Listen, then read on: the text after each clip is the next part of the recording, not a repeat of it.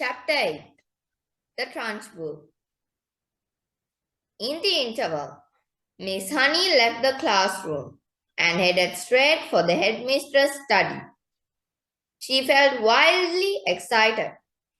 She had just met a small girl who possessed, or so it seemed to her, quite extraordinary qualities of brilliance. There had not been time yet to find out exactly how brilliant the child was. But Miss Honey had learned enough to realize that something had to be done about it as soon as possible. It would be ridiculous to leave a child like that stuck in the bottom form. Normally, Miss Honey was terrified of the headmistress and kept well away from her. But at this moment, she felt ready to take on anybody.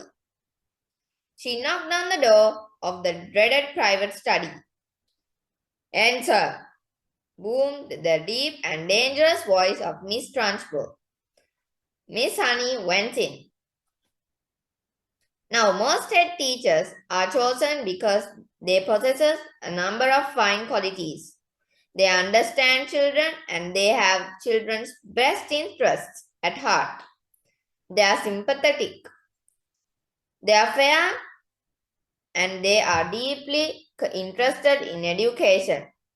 Miss Trunchbull possessed none of these qualities, and how she ever got her present job was a mystery. She was above all a most formidable female. She had once been a famous athlete, and even now the muscles were still clearly in evidence. You could see them in the bull neck, in the big shoulders, in the thick arms, in the sinewy wrists, and in the powerful legs. Look at her. You got the feeling that this was someone who could bend iron bars and tear telephone directories in half. Her face, I am afraid, was neither a thing of beauty nor a joy forever.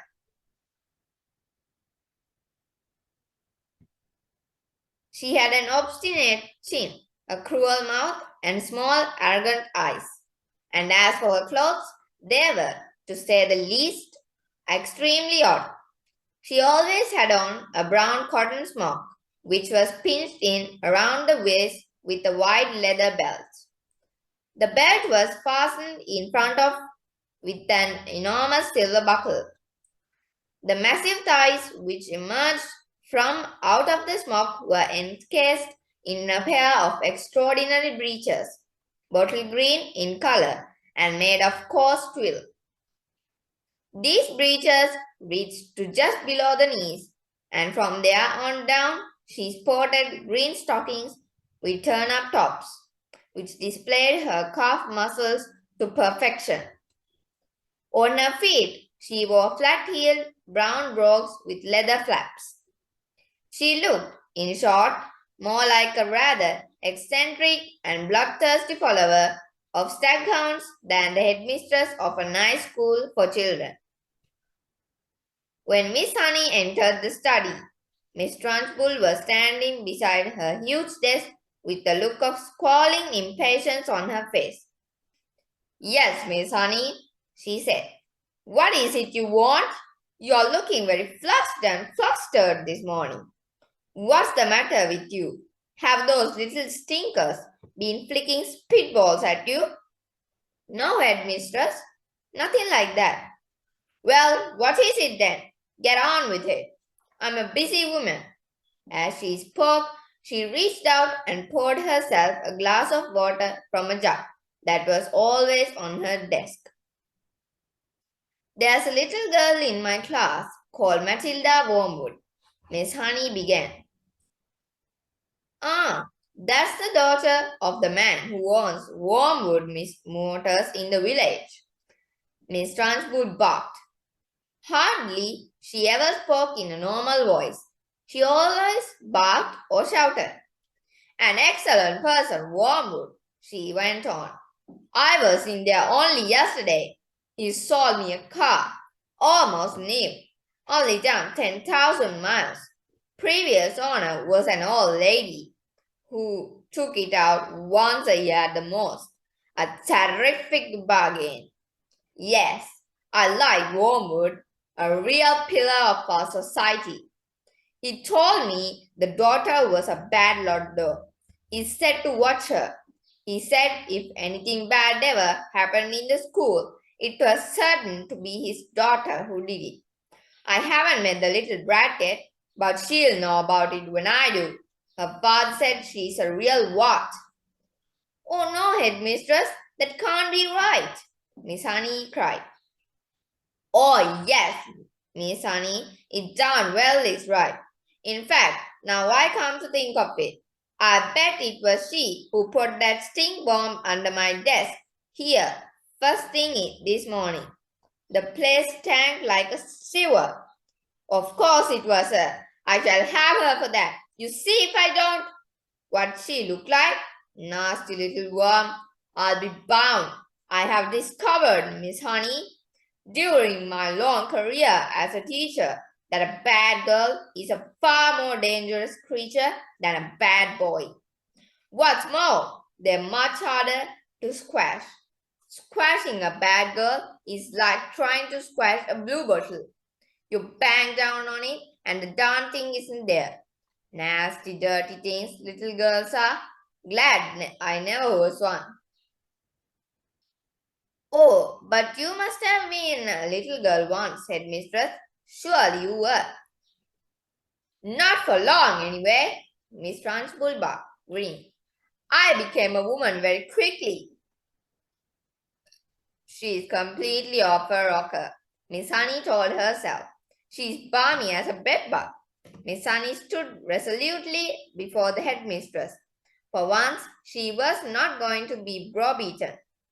I must tell you, headmistress, she said, that you are completely mistaken about Matilda putting a stick bomb under your desk. I am never mistaken, Miss Honey. But headmistress, the child only arrived in school this morning and came straight to the classroom. Don't argue with me, for heaven's sake, woman. This little brute Matilda, or whatever her name is, has stink bombed my study. There's no doubt about it. Thank you for suggesting it. But I didn't suggest it, headmistress. Of course you did. Now what's it you want, Miss Honey? Why are you wasting my time?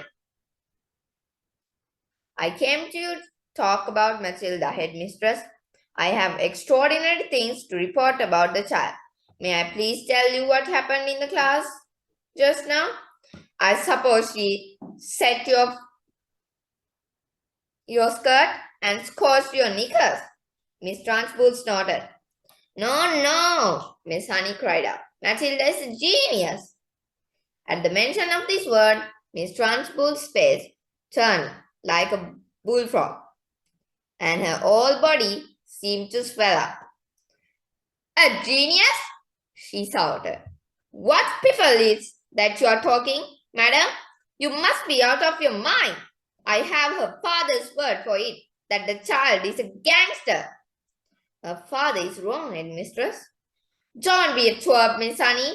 You have met the little beast for only half an hour, and her father has known her all life. But Miss Honey was determined to have her say, and she now began to describe some of the amazing things Matilda had done with arithmetic. So, she's learned a few tables by heart, has she? Miss Trunchbull barked. My dear woman, that doesn't make her a genius. It makes her a parrot. But headmistress, she can read. So can I, Miss Trunchbull snapped. It's my opinion, Miss Honey said, that Matilda should be taken out of my firm and placed immediately in the top firm with the 11 years old. Ha! Snorted Miss Trunchbull. So you want to get rid of her, do you? So you can't handle her? So now you want to unload her on the wretched Miss Plismore in the top form, where she will cause even more chaos? No, cried Miss Honey. That is not my reason at all. Oh, yes, it is, shouted Miss Trunchbull. I can see right through your little plot, madam. And my answer is no. Matilda says where she is, and it is up to you to see that she behaves herself. But headmistress, please. Not another word, shouted Miss Transport. And in any case, I have a rule in this school that all children remain in their own age groups regardless of ability. Great Scott! I'm not having a little 5-year-old brigand sitting with the senior girls and boys in the top form. Whoever heard of such a thing? Miss Sunny stood there helpless before this great redneck giant. There was almost lot more she would like to have, but she knew it was useless. She said softly, "Very well then, it's up to you, headmistress." "You're darn right, it's up to me," Miss Trunchbull bellowed. "And don't forget, madam, that we are dealing here with a little viper who put a sting bomb under my desk." "She did not do that, headmistress." "Of course she did it," Miss Trunchbull boomed. "And I'll tell you what, I wish to heavens I was still allowed to use the birch and belt as I did in the good old days. I'd have roasted Matilda's bottom for her, so she couldn't sit down for a month." Miss Sunny turned and walked off of the study, feeling depressed but by no means defeated. "I am going to do something about this child," she told herself. "I don't know what it will be, but I shall find a way to help her in the end."